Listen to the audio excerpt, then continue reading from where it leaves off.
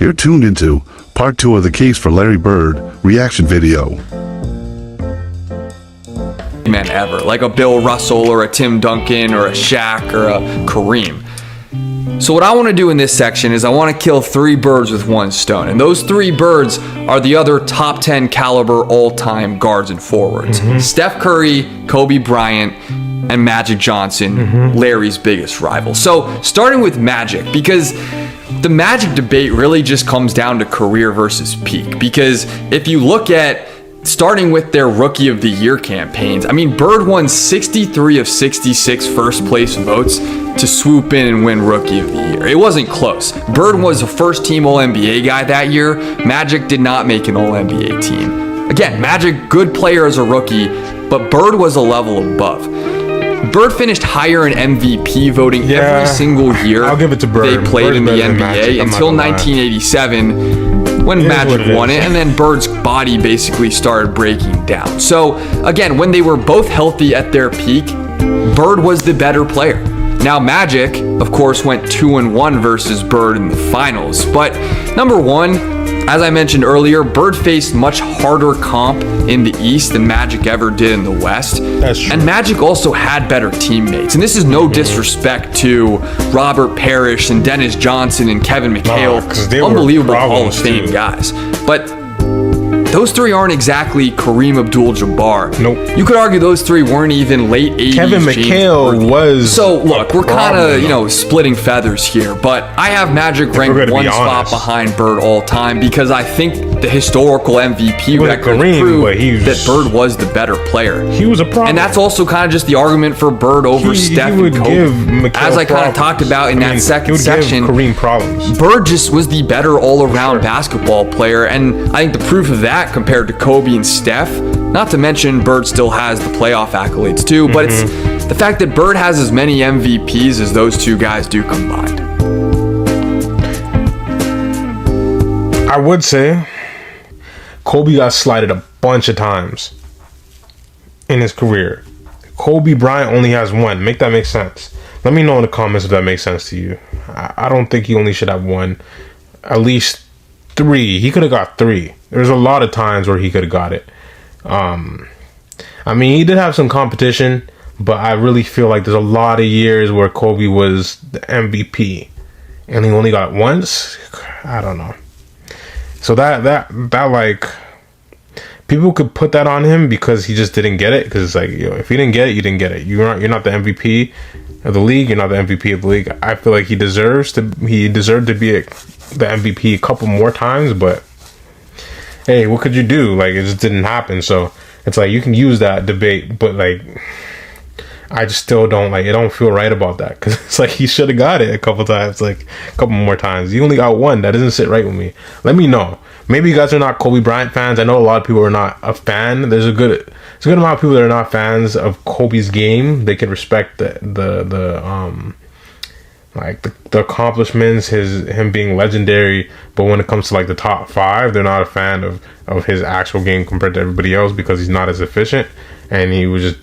A lot of times he was jacking up shots, but like, he's one of those guys that he's gonna go and get. He's gonna take the win. Like, he's gonna. If you're not gonna give him. No one's gonna give him anything. He's gonna take it from you. Like, he's gonna go get that 60 points. He's gonna go get that championship. Like, he's gonna do it any means possible. If he has to take 50 shots to get 60 points, he's gonna do it. So that's Kobe. So I mean, efficiency might not like fall into play in that situation. It might not be a part of that mission of getting 60 points. But shoot, he got it. Like, he still dropped 60. I mean, it's Kobe. I feel like Kobe has the game where it's like, keep shooting. Like, it's gonna start falling. There's games where he's missing a lot, and then it starts falling eventually. I mean, I feel like you should be playing like that in any regard. I feel like a lot of players coming up just so to build your confidence.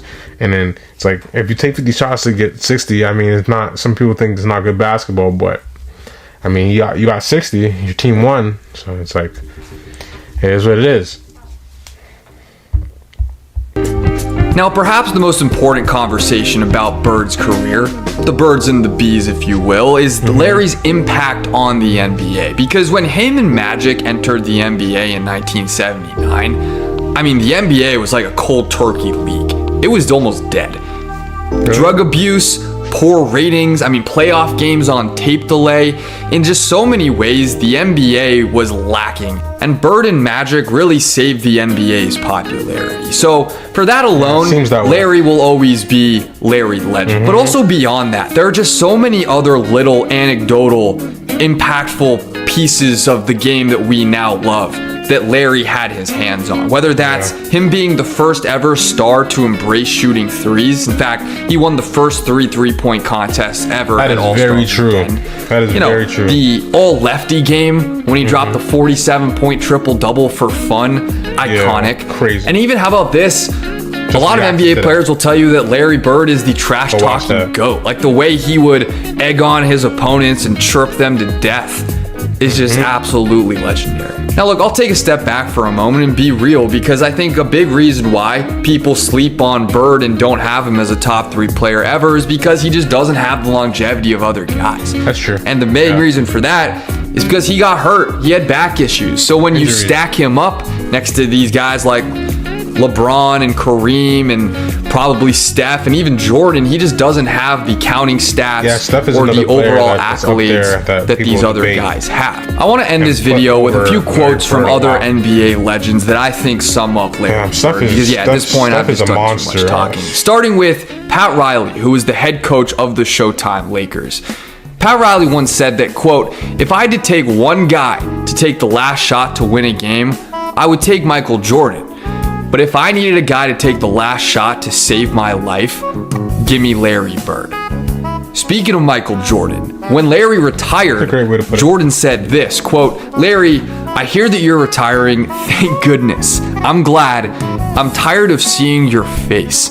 Now, yeah, if you know anything about Michael Jordan, you know that's about as much respect as MJ is ever going to be able to give. And finally, from Magic Johnson himself at Larry Bird's retirement ceremony in Boston, Larry's biggest rival ever said this. Larry Bird said that there would be another Larry Bird one day. And Larry, there will never, ever, ever be another Larry Bird. To the greatest basketball player ever, but more important, a friend forever. So hey, if you disagree, I guess I'll just flip you the bird. Thanks for watching. Alright, yeah, that was a great video. Let me know if you want me to react to more videos like that, or just suggest any videos in the comments. I'll just react to it usually. I need more ideas of what to react to, and it seems like you guys like these Larry Bird videos, so I'm gonna keep pushing these out for you guys. But just in the comments, let me know what you guys want me to react to next. This was a great video. This guy knows a lot about basketball, knows a lot about Larry Bird. He made a great case. He basically I can't really add anything to that. Like, honestly, he went through the whole line. Like, if you watch my videos, he said basically everything I've said in those videos and more about Larry Bird and why he is one of the greatest of all time, and top 5 in my opinion, and in top 3 in his opinion. So yeah, he in top 3 is not a stretch at all. He could definitely, I could see that